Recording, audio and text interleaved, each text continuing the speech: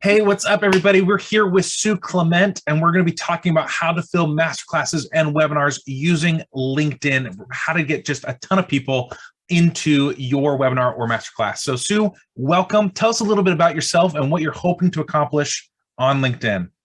Well, hey, I'm excited to be here. Thanks for having me, Craig. So what I do is I actually work with clients one-on-one and in a group helping. I call it my Masterclass Mastery program.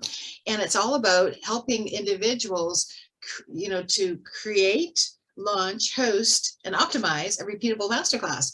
And so when you were telling me that you do this LinkedIn, stuff, for lack of a better word, you're going to share it with me. But what you're talking about doing with LinkedIn is just so exciting because, first of all, masterclasses, if you're not using them, you should be, because it's leverage selling one to many. And the cool thing about that is you can have the best masterclass in the world, but if you don't get people to show up for you, well, you're not going to have great conversions. So that's part of the launching strategy I have, which I work with my clients, is helping them launch their masterclass. And when I heard, Craig, that you're doing this, I thought, well, this is a perfect fit for many of my clients and myself, in the sense of how can we leverage LinkedIn as a style to help us launch and fill those masterclasses, get bums and chairs, as I call it, and so that we have people to talk to and share our gifts with, and hopefully converting them. Love it, 100%. And this is kind of like a 1-2 punch because, it just happens that I'm using LinkedIn. I think the best way to leverage LinkedIn right now is to channel it and focus around filling an event, and a masterclass, a webinar, whatever you want to call it, live training is one of the best ways right now to leverage LinkedIn and really build an audience in a way that is, everyone's in the DMs these days and everyone's getting fatigued by it. And by leveraging a masterclass or training, you can approach the conversation and start real conversations from a really natural point by adding a lot of value. So this is a great 1-2 punch, because I'm going to teach you right now the strategy for filling masterclasses, and then you and your clients are going to, since you teach how to convert on a masterclass, it's like a 1-2 punch where let's get it filled and then let's actually make some sales. Awesome. So there's 3 things that I kind of want to go over with you. And so the first are just kind of like temperature checks, just really quickly. When it comes to LinkedIn, one of the first things that is super important is that we want to make sure your profile is healthy, that it's optimized, set up to convert and to, put your best foot forward. And then the second thing is check the health of your account and make sure that you're in good standings with LinkedIn. LinkedIn is a tricky friend, we'll call them a friend, because they don't tell you their rules. So there are some indicators, though, that show us, are you in good standing, not in good standing? And we won't open it up and look at your account, but I'll show you on my account how to look at that on your own, so you can tell if you're in a good spot or not. And then once we do that, we'll end by talking, what is the actual strategy? How do you actually make this happen? Does that sound good? Yeah, it does. You can look at my account. I'll be honest. When we were just chatting about this, like, I haven't really been on LinkedIn much in a year. In the last couple of months, I've posted a couple of small things, but I want to kind of jump back into that, because it's just, I think it's a great opportunity that I've been missing out on. Well, that's a good segue. Let's look at your profile here. And for not having been on LinkedIn, you're looking really, really good. So just for more of the edification of the people watching, what do we look at to make sure that a profile is in optimized, looking good, right? So the very first thing, the 3 most important things, and this is really basic. So if you've done anything on LinkedIn, you probably already know this, but it's your banner, which is just Think and Grow Like a CEO that you've got here, which looks great. Your profile picture, we want to make sure it matches your brand and that it's a picture of just you, right? You don't want logos or pictures of like you at a party or something like that, unless your brand is something like a party. If it matches your brand, that's the exception. But like, you've got a great picture, you've got a great background. And then the third thing that we really look at is your title, which is this: empowering small business owners and entrepreneurs to think and grow like a CEO. So in terms of like the big 3 for your profile, you're looking really, really good, Sue. This looks really clean. It's got a great message right up front. You look professional. So like, if you think about it this way, if you request to connect with somebody, the first thing they're going to do is come look at this profile. This is what they're going to see, and you're passing the test. The box is checked. They're saying good to go. This thing is, I probably should update my what did you call that thing underneath my name? The headline. Headline, thank you. I probably should update my headline because I've kind of shifted my business a little bit since this. So that would probably be something I could do. Well, so let me show you. So two thoughts on that. So first of all, before we go to that, one little thing you could do is, I see your business here, Success Coaching. Yeah. Have you claimed the business page of that? Probably, I don't know. Probably not. Probably not. So I would claim the business page, and this is why. If we switch over to my profile, it's that logo. It's that credibility logo. Okay. Yeah. See, Success Coaching is my old company name. Oh, okay. So it's kind of, you can update it to whatever, if it's Sue Clement Coaching or whatever it is, update the name, upload some sort of logo, even if it's like this picture of like this light bulb or something, right? If you don't have like a logo that you're using, but something there will look better than this little kind of, I don't know, what is that, buildings? Is that what it kind of looks like to you? I don't know what that little symbol is. Boxes. Yeah, and I should change the name actually, because that's kind of, I changed my company branding about 4 years ago, and I guess we did the banner and that, but I didn't see that. So. Yeah, and if you scroll down to your, that'll also add the credibility here with this logo, which is connected to this one too, right? So it's, yeah. Well, yeah. This is your old one that you've sold, right? So this one you're not going to have any control over, but this one for sure you could get a logo there. That's just going to add a little bit of credibility. So I would do that. Now, and then, can I just enter? Yeah, so please do. Do I just changed the name. I don't have to say that end, like I don't have to do like a whole new branding. No, you should be able to get in and just edit the page and update the name, update all the stuff. Yeah, you just go to your, we could actually look at mine really quickly. If I can remember off the top of my head how to get there. Here we go. Company, Brightworks Training. Yeah, so you just click edit page right there, and you should be able to just do everything right there. Oh, okay, thanks.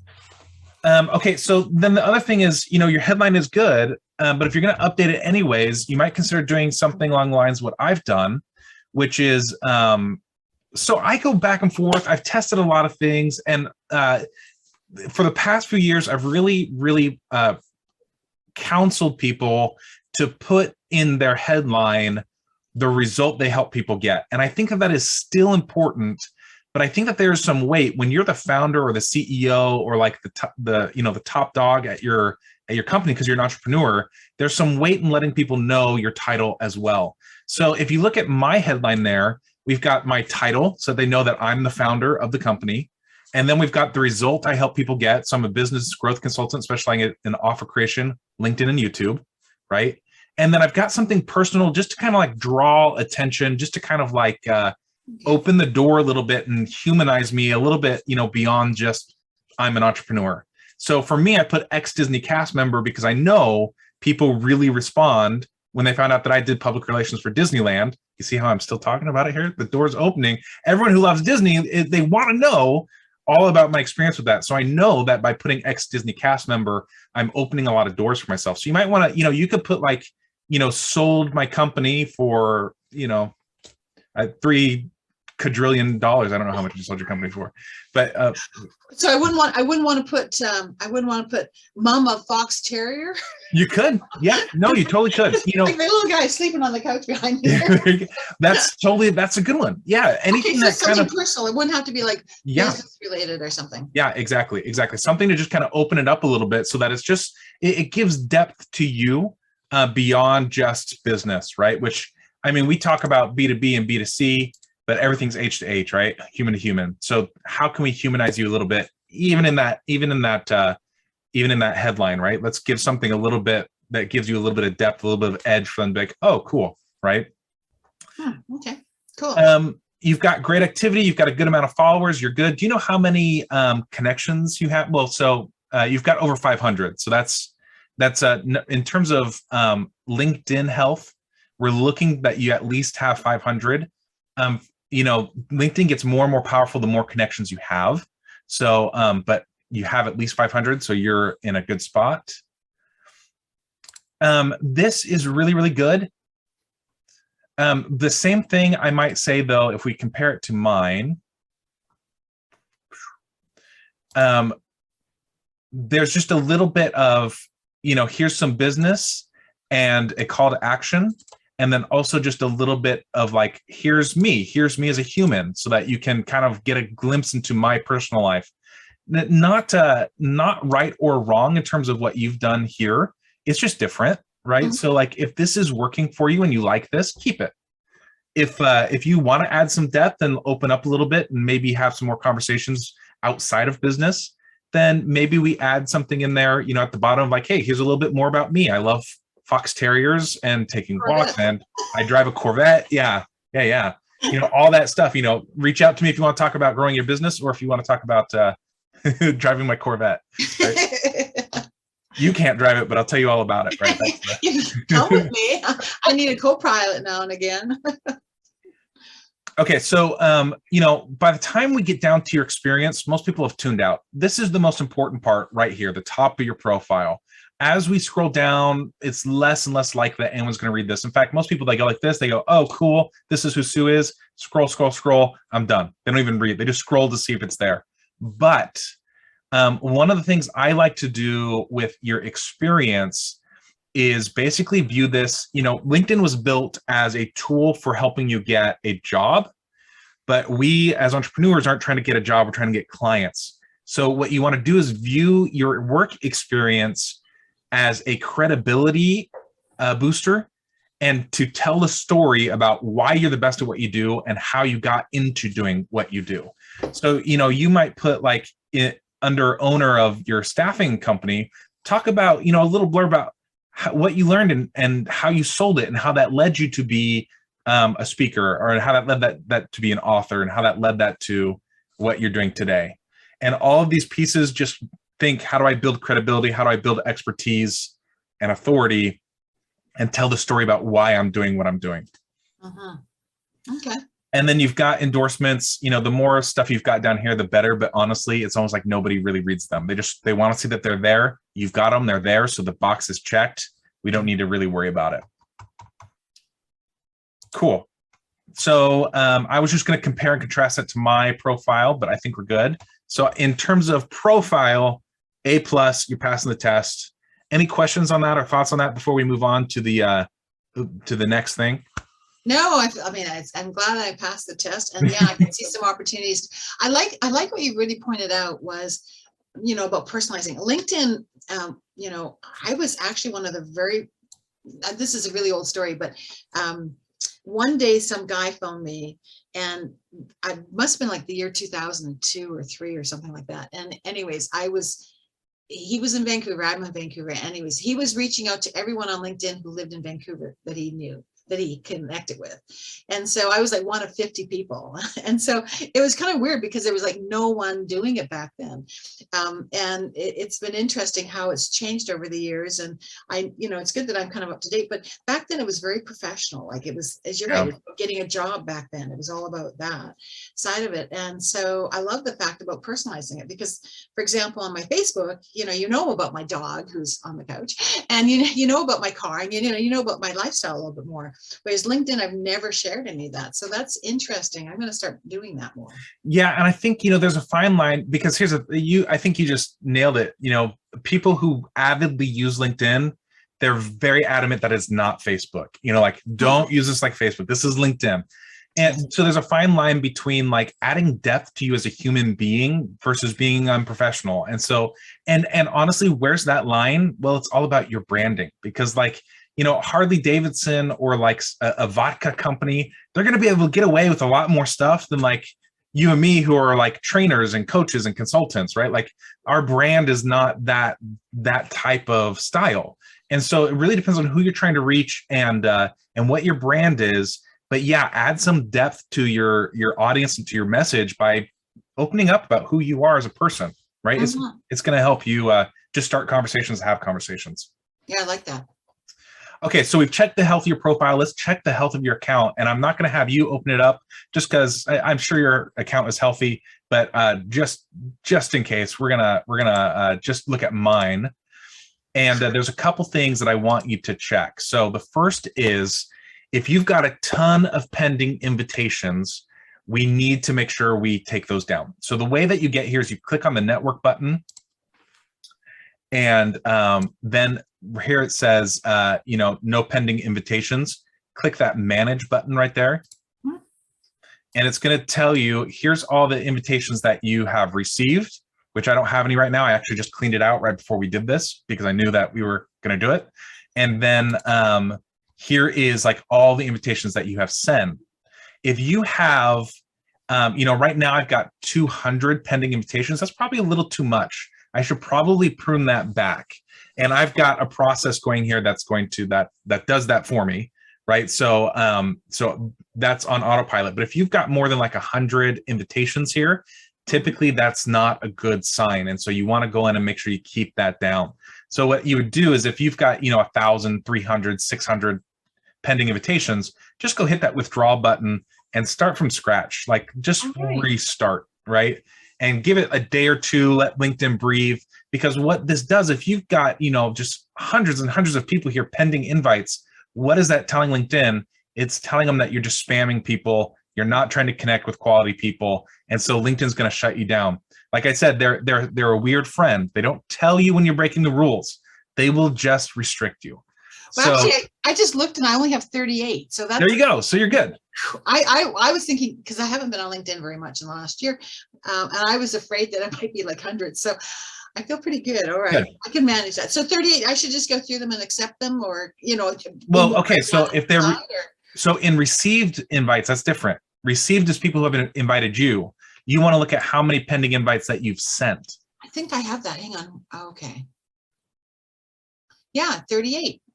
Okay, so then you're good. Yeah, so depending on how old they are, if you haven't been on in like a couple of years and they're like a couple of years old, just get rid of them. If they're like a couple of weeks, then you're good. Keep them. Cool. Okay, the next thing we want to check is if you have any pending issues with LinkedIn. So what you're going to do is you're going to actually click on your little profile picture and go to the help settings, right? And it's going to bring up this little help bar, but we actually want to open it in a new tab. So we're going to click that help in new tab button. And then once we're on this blue page, you're going to click your profile picture again up in the corner. And we want to see this little option here, view support cases. So I don't have any, but if you had gotten in LinkedIn jail at some point, or if something was flagged on your account, this is where it would show up. And so this is where we would go to see what's going on. And if there's an issue, then we need to reach out to LinkedIn and resolve it before we start trying to fill our masterclass, because this will really limit you. If you've got something here, LinkedIn, this is LinkedIn jail, right? This is how you find out if you're in LinkedIn jail. So yeah, so we want to close these out if there's anything there. Okay, cool. Okay. I didn't know they had that. Yep, cool. So if those two things are good, then we've passed test number 2 and we can start talking strategy. So does that bring up anything for you or any thoughts before we move on? No, I mean, I didn't know that. That's kind of neat that they have that. I wish Facebook had the same sort of, Yeah, for real. Did they just put you in jail? They just, yeah. Okay, cool. So let me stop sharing my screen for a second. And so with this strategy, really there are 4 things that we're looking at. So number 1 is audience, right? So you want to make sure that you're targeting the right audience, that it's a high quality audience that you're targeting. And you also want to be consistently reaching out and adding new people, right? So that's number 1, is actually growing your audience. The growth is actually important because it warms up your algorithm. It makes it more you're more active on LinkedIn when you're doing that. It makes it more effective. So it's not just about having a bunch of connections. It's about being active and actively growing on LinkedIn. So that's number 1. Number 2 is that we want to do a monthly event that you don't necessarily have to host it on LinkedIn. Like you don't need to have LinkedIn Live, but we're going to use LinkedIn's event page as like your registration page, right? And you could do this in conjunction with a registration page that you've got for like, your advertising on Facebook or something like that. You could have that as well, but I'll show you some stuff with the LinkedIn event page that are pretty cool. And here's another reason why you want to claim your business page is that if your event is hosted through your business, then it's just like a registration page where you can collect emails and they can opt into your newsletter and all of that stuff. So, but if you do it through your personal profile, you can't do that. So it's got to be through your business page. So make sure you go claim your business page, and that looks pretty good too. Cool. Now, Craig, does that integrate like with Keep by Infusionsoft?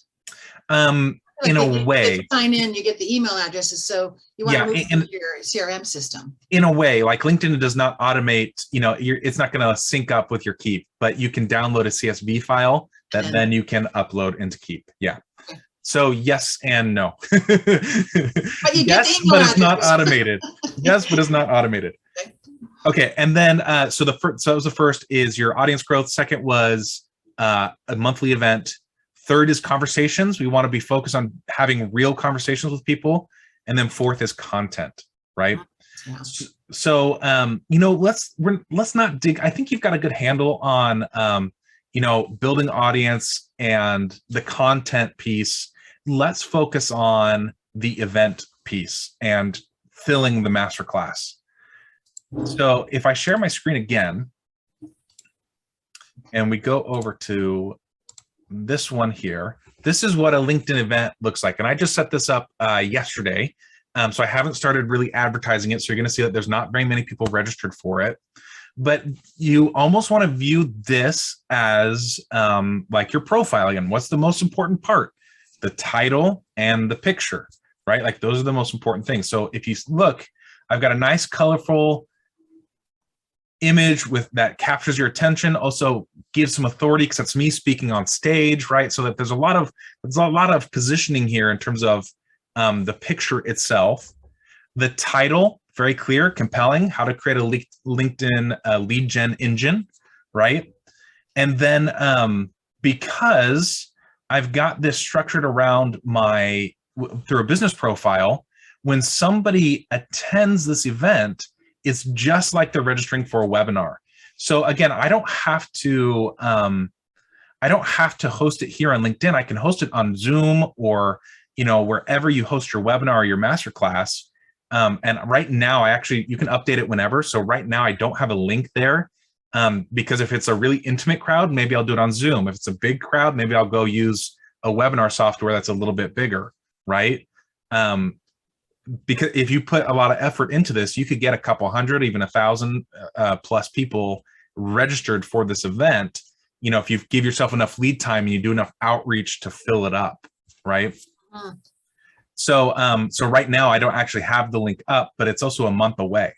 So as it grows and as I get more people in there, I'll make a decision, where do I want to host it? And then a couple days before, I can put the link in and update everybody. Here's where it's going to be held. So this would be a page that me as a person could come to. How do I opt in for it? I guess you can't opt in on it. So I can't because I'm already there, right? So I can invite people, but which, by the way, you can invite up to 1,000 people a week from your contacts to join your webinar.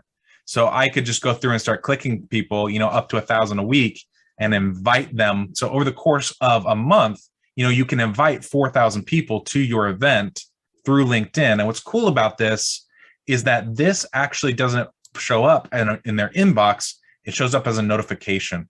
Cool. So they'll get a little notification that says, hey, Sue is hosting a masterclass. Would you like to attend? And then they'll click here and they'll come to this page. And instead of invite, that button will say attend.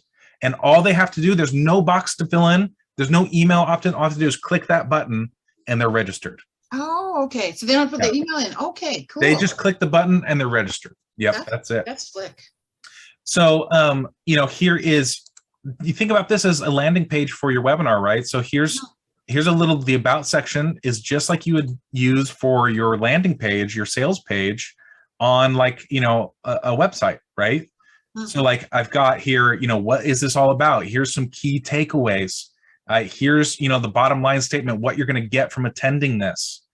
And then, just to further sell and give context to why they'd want to register.